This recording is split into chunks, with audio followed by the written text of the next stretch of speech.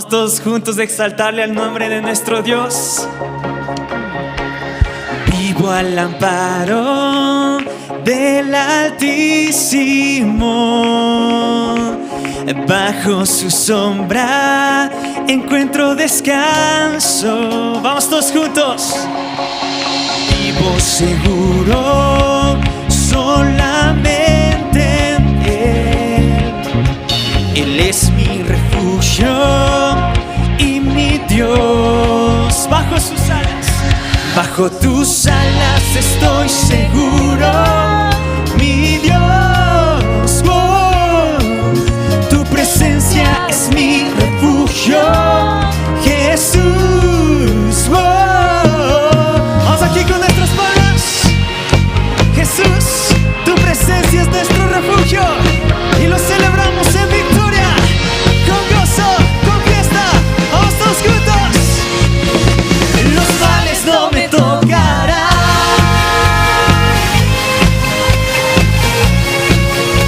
tú nunca me abandonarás. Oh.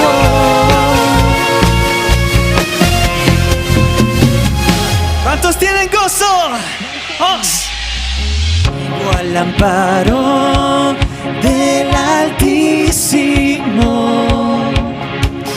bajo su sombra encuentro descanso. Vivo seguro solamente en Él. Él es mi refugio y mi Dios. Y cantamos: bajo tus alas estoy seguro, mi Dios. Oh, tu presencia es mi refugio, Jesús. Oh, yeah. ¿Cuántos trajeron sus pies para danzar, para celebrar en victoria? Y esto es lo que confiesa su iglesia. Vamos. Los males no me tocarán,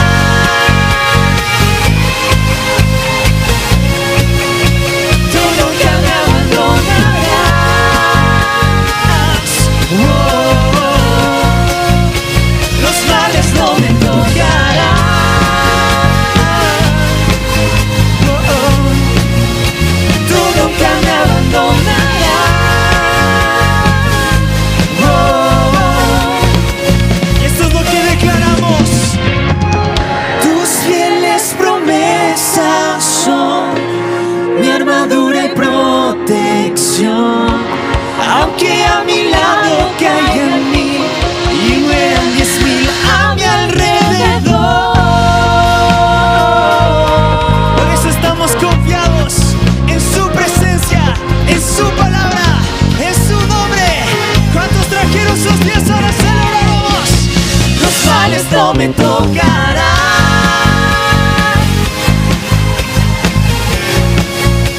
tú nunca me abandonarás. Oh, los males no me tocarán,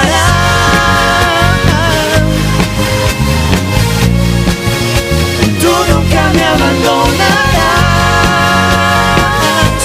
Oh, tú nunca me abandonarás. Fuerte ese aplauso, iglesia. Te adoramos y exaltamos tu grandeza. Ahí donde tú estás, dile: yo confío en tu poder, confío en tu nombre. Gracias, Señor.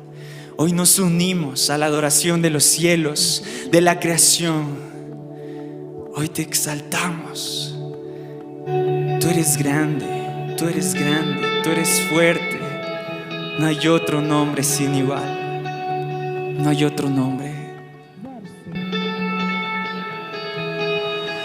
En el principio, Dios creador, antes del tiempo eras tú.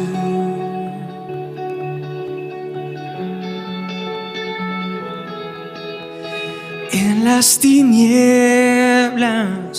tu voz se escuchó, con ella creaste la luz.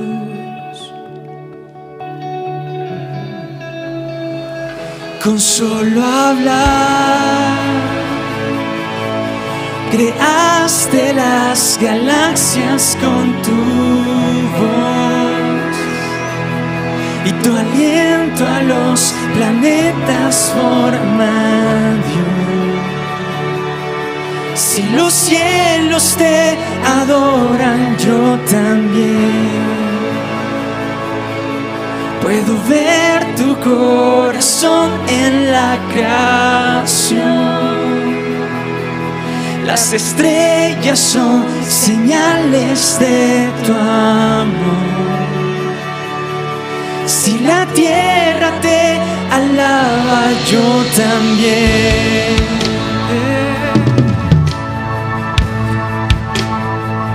Te adoro a ti, mi rey. Dile, Dios de promesas. Dios de promesas, tu palabra es fiel, tus dichos permanecerán. En todo tiempo, cuando abres tu boca, la vida y la ciencia siempre tu voz seguirá.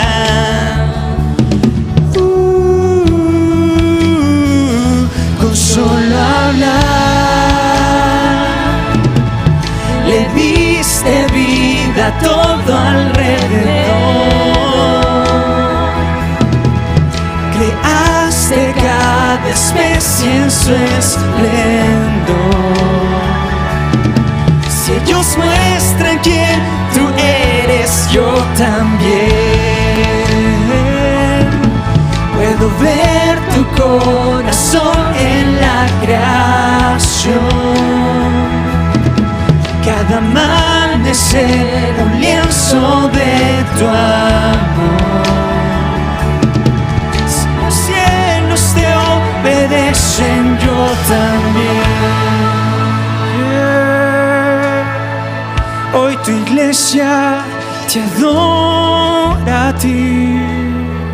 Nos unimos a la adoración de los cielos con un corazón entregado a ti, Jesús.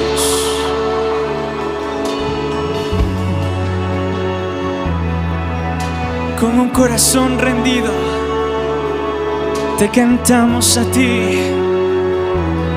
Si los cielos te alaban, yo también. Si los montes se arrodillan, yo también.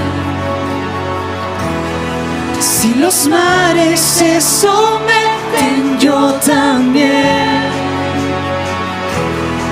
Y si todo fue creado para ti, yo también. Si los vientos te obedecen, yo también. Si las rocas te adoran, yo también. Y si aún me queda mucho que expresar, 1,000,000 de veces volveré a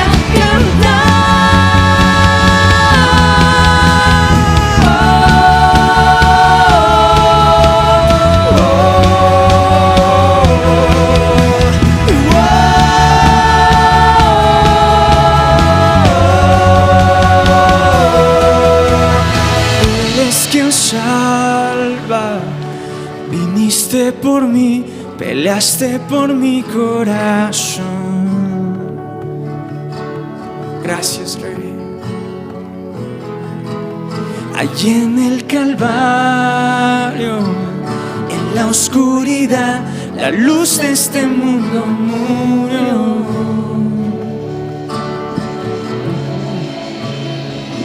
Con solo hablar, disipas mis fracasos y temor. Tú viniste para darnos salvación. Si la muerte derrotaste, yo también. Esto es lo que sucedió. Tu misericordia veo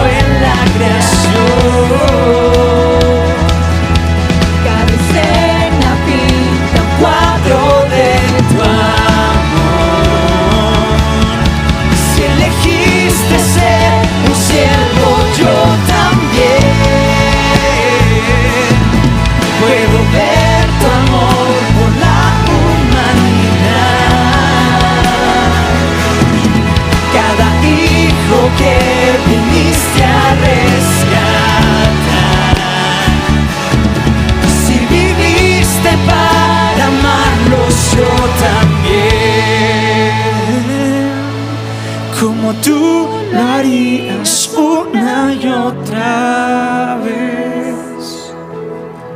Pues tu gracia no se puede comprender. Al que se perdió lo buscas otra vez. Buenas noches. Es un gusto nuevamente poder estar hoy miércoles compartiendo aquí la palabra de Dios con toda la iglesia. Es un gusto poder enseñar la palabra de Dios.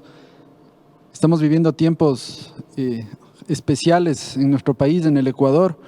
Se acercan elecciones y creo que tenemos que estar cada vez más conscientes de la responsabilidad que tiene la Iglesia de Cristo en estos tiempos.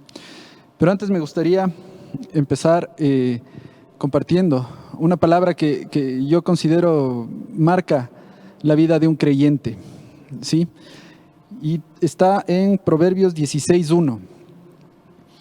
Dice la Biblia: podemos hacer nuestros propios planes, pero la respuesta correcta viene del Señor. ¿A qué hace referencia este versículo?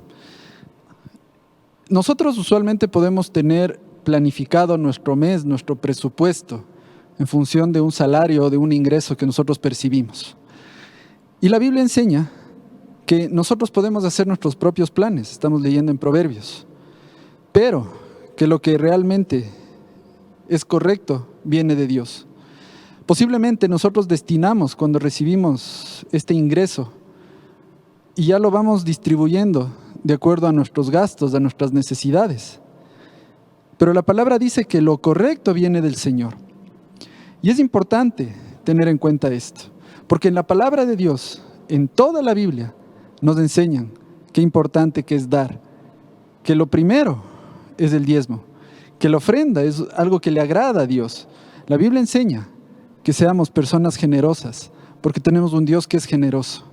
Y cuando nosotros leemos este proverbio, vemos que habla acerca de, podemos tener nuestros propios planes, podemos pensar en tener la propia administración del dinero, pero en realidad la respuesta correcta viene del Señor. Esa es la respuesta que nosotros tenemos que saber. En la palabra de Dios está la respuesta a una correcta administración. Y habla de que traigamos todos nuestros diezmos al alfolí. Y eso es lo que tenemos que aprender en este tiempo, en nuestras vidas, en nuestras familias y con cada centavo que ingresa a nuestro bolsillo. Entonces, recordemos esto. Podríamos hacer cualquier plan, pero primero veamos que lo correcto viene del Señor. Y en la palabra de Dios está escrito que el diezmo es lo primero. Y es lo primero que tenemos que separar para el Señor. Y que la ofrenda es todo aquello que sale de un corazón agradecido y de un corazón generoso, como es el de cada uno de los hijos de Dios. Me gustaría orar por el tiempo de diezmos y de ofrendas en esta noche. Señor bendito, gracias por tu palabra. Gracias, Dios, por tus planes con nuestras vidas, con tu iglesia. Gracias, bendito Dios, porque acabamos de leer que la respuesta correcta viene de ti. Y sabemos, Señor, que la respuesta correcta a la administración, la respuesta correcta que tú esperas de nosotros cada vez que recibimos un ingreso en nuestras vidas, es que seamos fieles trayendo los diezmos que te pertenecen a ti, Señor, y que también seamos generosos con la ofrenda que tú pones en nuestro corazón de la misma manera. Por eso, Señor, bendecimos este tiempo, cada diezmo y cada ofrenda, Señor, que se deposita en el alfolí, en tu casa, en tu iglesia, Señor, porque así tú nos mandas a hacer como pueblo tuyo que somos. En el nombre de Cristo Jesús. Amén.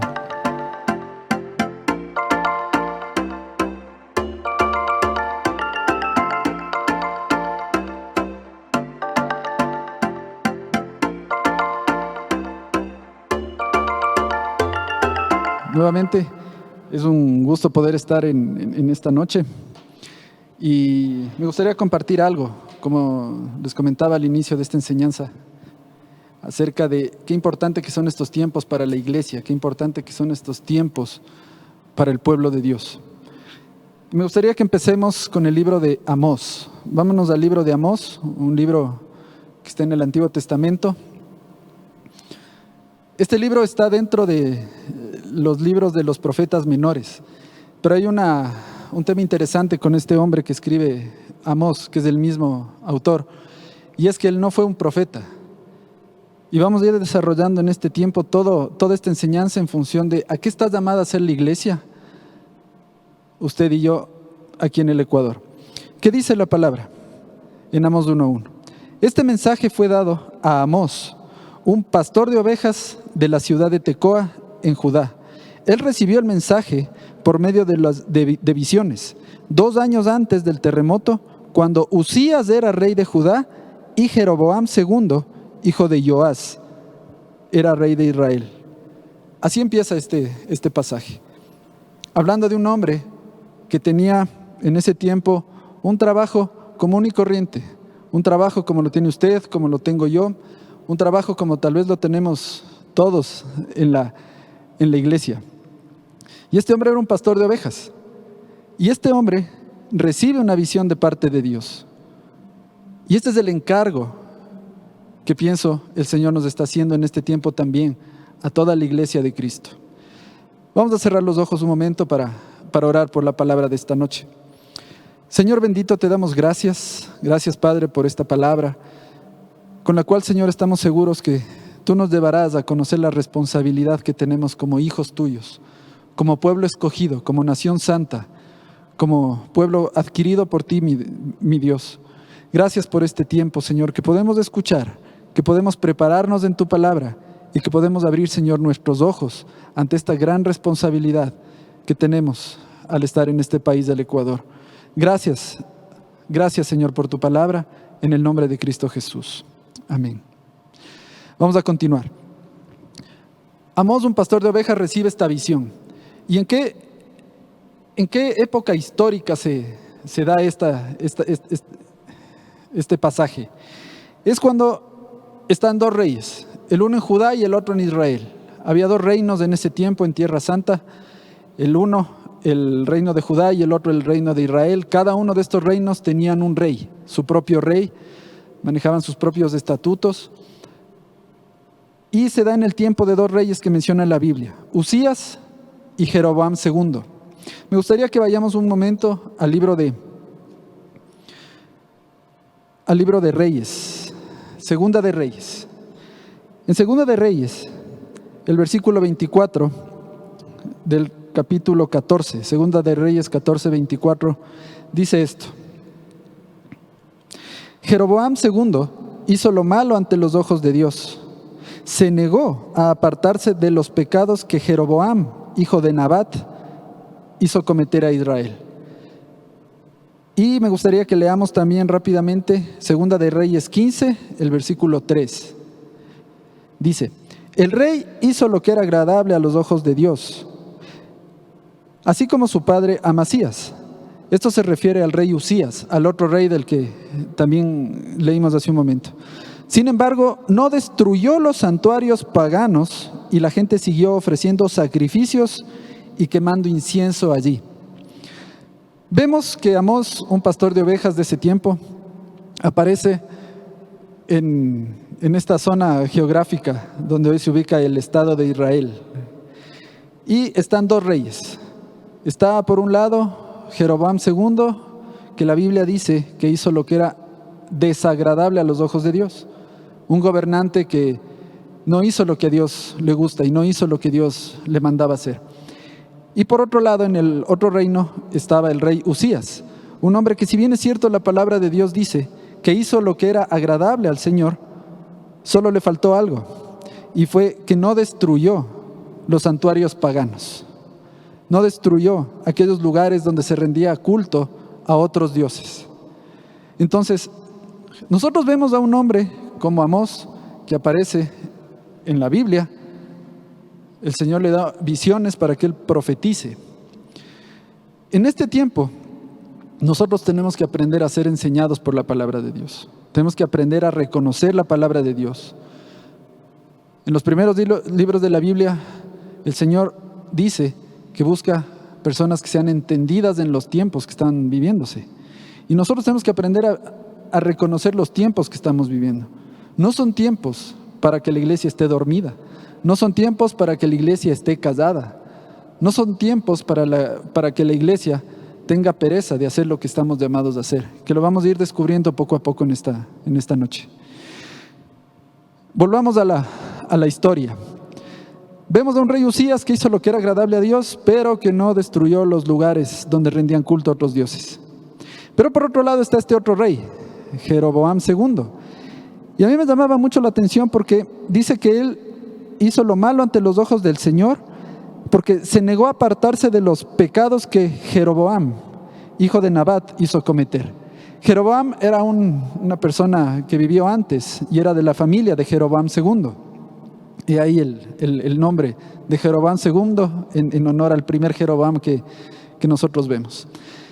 Y como la Biblia dice que Jeroboam II no se apartó de lo malo que hizo Jeroboam primero, vamos a leer un poco qué hizo el primer Jeroboam de la Biblia. Y eso lo encontramos en Primera de Reyes, en el capítulo 12, desde el versículo 29.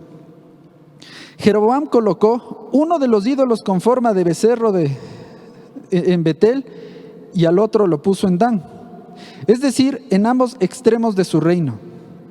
Esto llegó a ser un gran pecado porque la gente rendía culto a ídolos y viajaba hasta Dan al norte para rendir culto al becerro que estaba allí.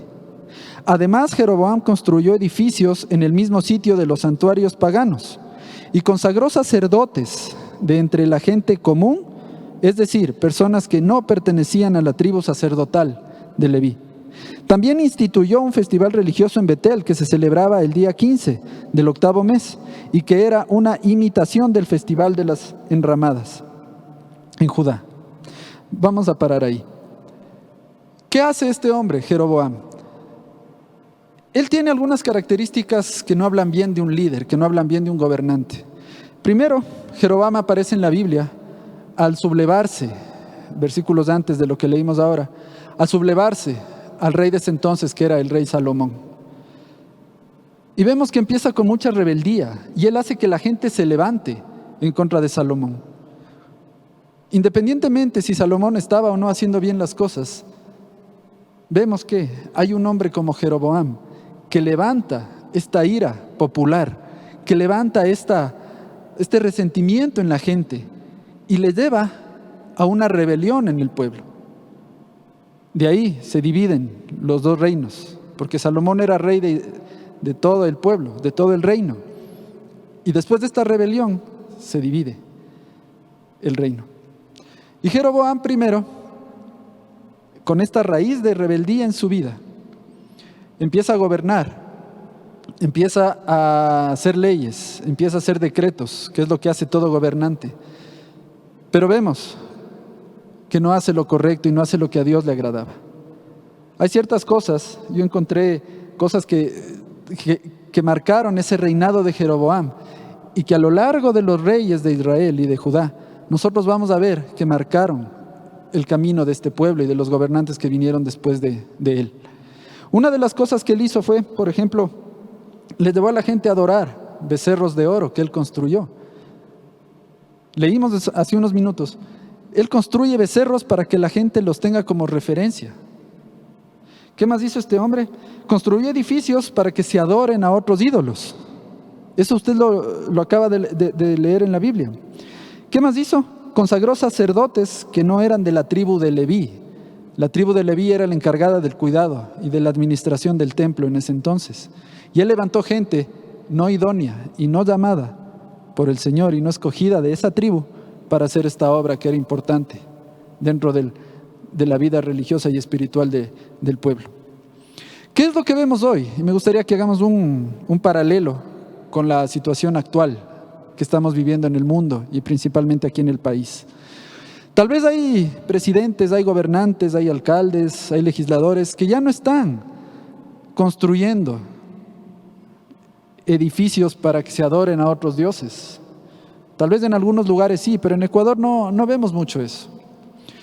Tal vez los gobernantes de este tiempo no están construyendo becerros de oro para poner en las fronteras de cada país, para que la gente vaya, se acerque y los venere, como sea en ese tiempo. Pero sí hay otro tipo de ídolos que los gobernantes han empezado a hacer. Y es levantar ideologías a las cuales ellos quieren que la gente acuda. El socialismo, el capitalismo, el amor al dinero, el comunismo. Son ideologías fundadas y creadas por personas que de alguna forma guiaron en su momento de una manera equivocada a los pueblos en los cuales ellos tuvieron la oportunidad de dirigir. Hoy los gobiernos lo que buscan es que la gente acuda a ellos para que les solucione sus problemas. Pensamos que si nos regalan dinero vamos a estar bien, y no se trata de eso. La Biblia dice que el que no trabaja no va a comer de los frutos. La Biblia enseña esas cosas. La Biblia habla de lo importante que es el trabajo. La Biblia habla de lo importante que es también que nosotros podamos levantar nuestras vidas en función de la palabra de Dios, no confiando en un gobierno, no confiando en una institución pública, en un presidente, que a la larga va a cometer errores. Y lo que todos esperamos ahora que estamos próximos a tener elecciones es que llegue a la presidencia un hombre que sea primero honesto, íntegro, que no cometa los mismos errores de gobernantes anteriores. Pero algún error van a tener, alguna falla van a cometer. Y muchas veces la gente comete este error de poner sus ojos en el gobernante, mas no en el soberano que es nuestro Dios. ¿Qué pasó en este tiempo? Este rey Jeroboam dejó instituido la idolatría en todo el pueblo, en el reino en el cual él estaba gobernando. ¿Qué es lo que buscan hoy los gobernantes? Que de alguna forma la gente confíe en ellos ciegamente y que se olviden de Dios. Hay países donde las reuniones de carácter religioso no son bien vistas. Hay persecución en otros países. Hay lugares donde tener una Biblia es un delito. Gracias a Dios en el país en el cual estamos no vemos eso. Pero el hecho de no ver estas cosas no significa que nos debamos confiar y que nos debamos dormir. Es necesario que el pueblo de Dios entienda la responsabilidad que tenemos en este tiempo. Los mismos pecados de antes son los mismos pecados que hoy en día se cometen. Solamente que antes no había internet y tal vez no se veía tanto. Pero hoy, con internet, el pecado se difunde más rápido de lo que quizás se difundía antes. Y tenemos que estar muy atentos de esto. Muy atentos de esto. ¿A qué está llamada la iglesia? ¿A qué está llamado un hijo de Dios? Volvamos al libro de Amós, un poco viendo esta parte de la historia y haciendo un símil con lo que nosotros vemos hoy en día. No confiemos ciegamente en el gobernante de turno, porque un gobierno va a ser pasajero. Lastimosamente, las herencias que dejan los gobiernos le pueden llevar al éxito o al fracaso a un país. Hay países donde lastimosamente se está legalizando el aborto, donde se está legalizando matrimonios que a la luz de la palabra de Dios no están bien.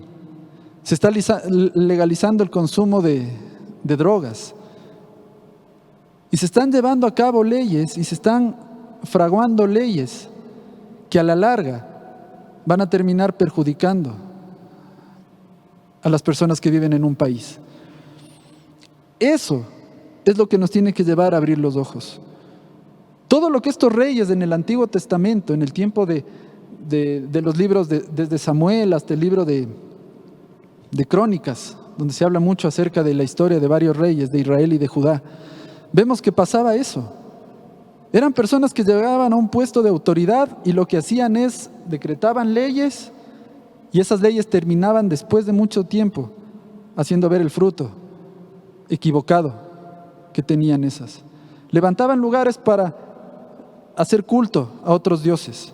Hoy se levantan gobiernos que quieren que les demos culto a ellos, que le hacen a la gente inútil y que esperan que solamente dependan de ellos.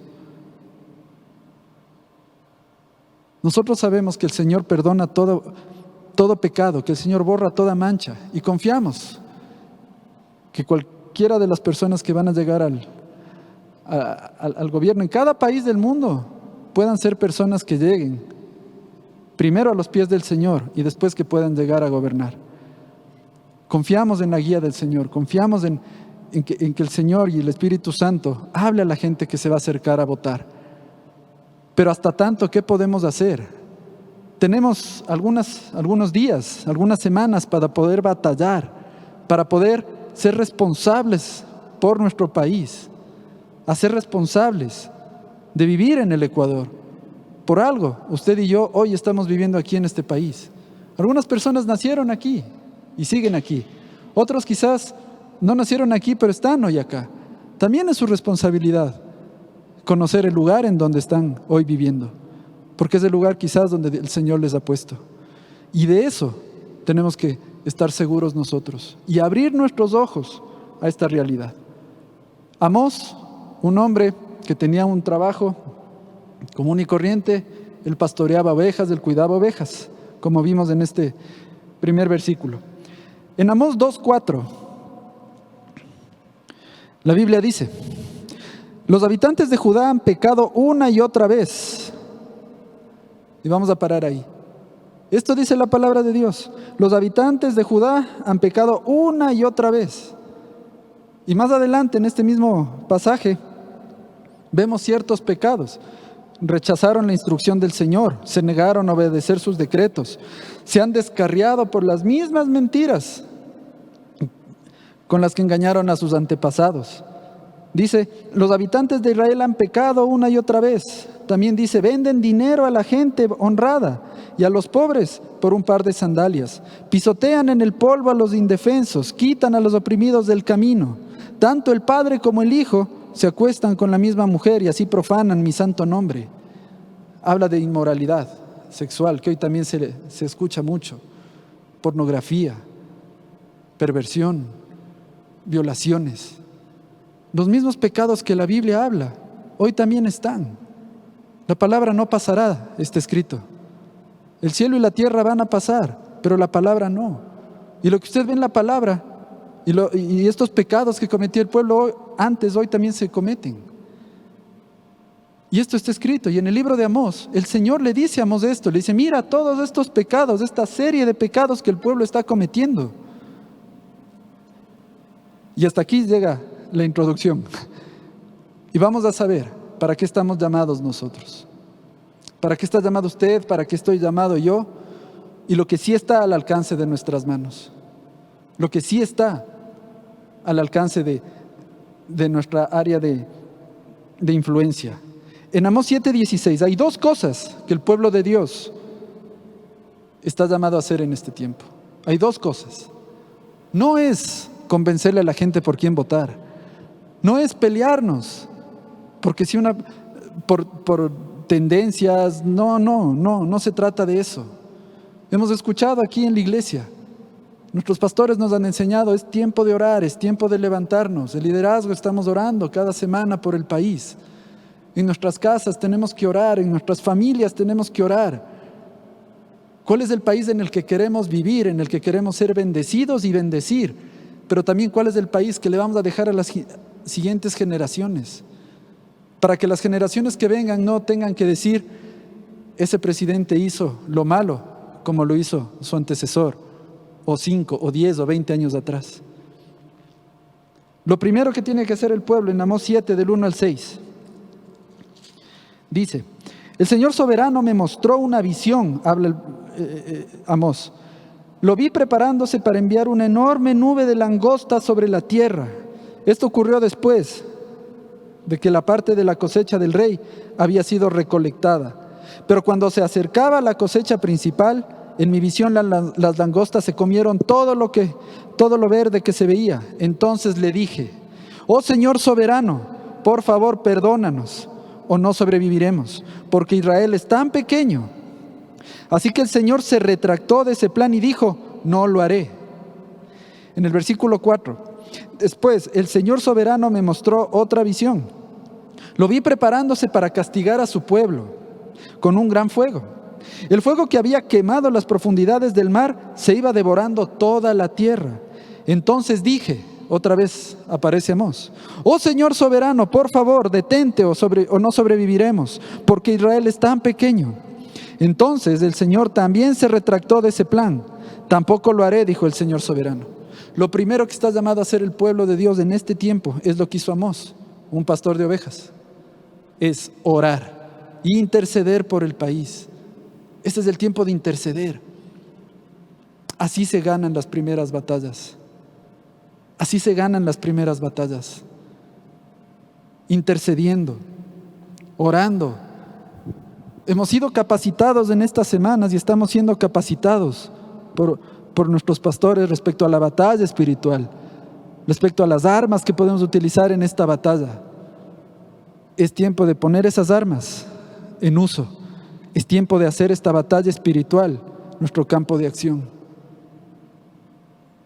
Tal vez no podemos ir a convencer a la gente, pero sí podemos interceder, sí podemos batallar, sí podemos doblar rodillas en nuestras casas, en nuestras salas, en nuestras habitaciones, como lo hizo este hombre. Había un juicio que venía sobre el pueblo a causa del pecado, pero este hombre se paró en oración, le recordó a Dios su plan con ese pueblo, su amor, su restauración. Clamó, quizás de rodillas, y el Señor le escuchó y no mandó esas plagas que iban a atacar al pueblo. Este hombre nos enseñó que tenemos que hacer eso desde la trinchera en donde usted y yo estamos. Usted puede ser un estudiante de colegio, un estudiante de universidad, puede ser un empleado público, un empleado privado, tal vez tiene su negocio, tal vez está buscando trabajo. Eso no le impide, ni a usted ni a mí, que oremos por nuestro país. Lo primero a que está llamado el pueblo en este tiempo. Y lo segundo, está en Amós 7, los versículos 14 y 15. Amós contestó: no soy profeta profesional ni fui entrenado para hacerlo. No soy más que un pastor de ovejas y cultivador de las higueras sicómoros. Sin embargo, el Señor me llamó y me apartó de mi rebaño y me dijo: ve y profetiza a mi pueblo en Israel. Lo primero que tenemos que hacer es interceder, y lo segundo es predicar, es confrontar el pecado, es ir y donde nosotros estamos, hablar la buena noticia del Evangelio. La buena noticia no va a ser quién ganó o quién perdió. La buena noticia va a ser que Jesús venció, que Jesús resucitó de la muerte, que Jesús rompió cadenas, que Jesús alcanzó la victoria por nosotros sobre el pecado, sobre la deuda, sobre la idolatría, sobre la pobreza. Es lo segundo que tenemos que hacer como hijos de Dios, como cristianos, como somos conocidos.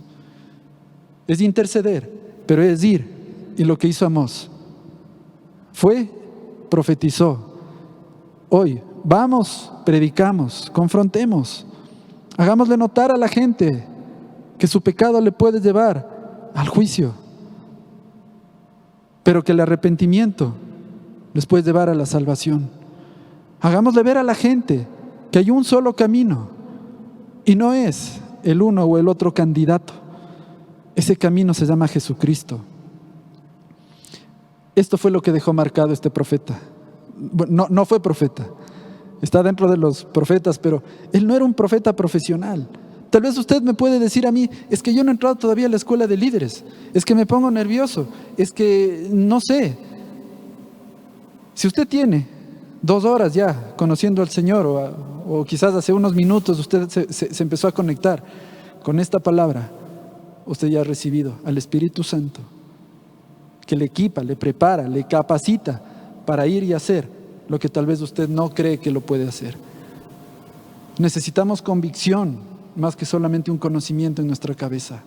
Necesitamos convicción de que el Señor Jesús ha salvado nuestras vidas, y de la misma forma podemos extender esa misma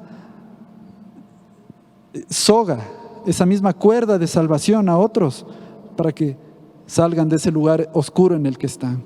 La Biblia dice que Jesús nos sacó de las tinieblas. porque alguien tal vez se atrevió a hablarnos de Jesús. Y de la misma forma es tiempo de que nosotros nos atrevamos a hablar a otros en este tiempo sobre esta buena noticia. Ahí en donde usted está, en el lugar en el que usted esté, en la profesión, en el trabajo, en donde usted se desenvuelva. Tal vez usted me puede decir, no, es que yo trabajo en la casa, soy un ama de casa. No importa. Su campo de acción es su esposo, son sus hijos, son sus vecinos, es la persona de la tienda. A quienes trabajamos en una oficina, ¿quiénes son esas personas a nuestro alrededor? Nuestros compañeros, nuestros jefes. A los líderes de célula, nuestros discípulos. Tenemos que hablarles de la buena nueva, de Jesús, de la salvación de Jesús. A eso estamos llamados en este tiempo. A interceder por el Ecuador, salir a la calle, predicar el Evangelio, a tiempo y fuera de tiempo. Y solamente para terminar, en el versículo 9 del capítulo 11 de Amós dice: en aquel día restauraré la casa caída de David, repararé sus muros dañados, de las ruinas los reedificaré y restauraré su gloria anterior. Esta es la promesa del Señor. Esta es la promesa del Señor que le dio al mismo hombre, al mismo Amós, en oración, en visión. El Señor va a restaurar, va a reedificar. Pero estoy completamente convencido de que el Señor busca a hombres y mujeres que se levanten, que nos levantemos en intercesión por el Ecuador y en la predicación del Evangelio. Permítame orar para llenarnos de esta convicción en el tiempo que está viviendo nuestro país. Señor bendito, gracias por esta palabra, gracias Dios. En el nombre de Cristo Jesús, hoy oramos, Padre, para que esta palabra cale en lo más profundo de nuestros corazones. Que abramos nuestros ojos, Señor, a la realidad que está viviendo el país y al tiempo en el que estamos viviendo. Tu palabra, Señor, dice que buscas personas que sean entendidas en los tiempos. Y yo oro, bendito Dios, que en nuestra iglesia se levantan esos hombres y mujeres que somos entendidos en los tiempos que estamos viviendo. Yo quiero orar, Padre, en esta noche, para que tomemos este llamado a la intercesión por el Ecuador, este llamado a la predicación del Evangelio, Padre. Que no haya ninguna excusa, ningún pero, ninguna justificación para no interceder y para no predicar tu palabra. Señor, yo quiero orar porque tú halles en nuestra iglesia corazones comprometidos con tu obra, comprometidos contigo, comprometidos, Señor, con nuestros pastores, con tu casa y comprometidos también con nuestro país. En el nombre de Cristo Jesús. Amén. Amén. Ha sido un gusto poder estar aquí. Que el Señor les bendiga. Y solamente quisiera terminar haciendo una invitación a todas las personas que se están conectando por primera vez o que ya se han podido conectar y que no han tenido la oportunidad de acercarse genuinamente y de todo corazón a ese Dios de salvación, a ese Jesucristo que murió en la cruz por nuestros pecados. Me gustaría guiar a todas estas personas que antes no han podido recibir a Jesús en su corazón o que de alguna forma se han apartado y que quieren volver a sus caminos. Y me gustaría que usted repita esta oración después de mí, cerrando sus ojos, por favor. Señor Jesús,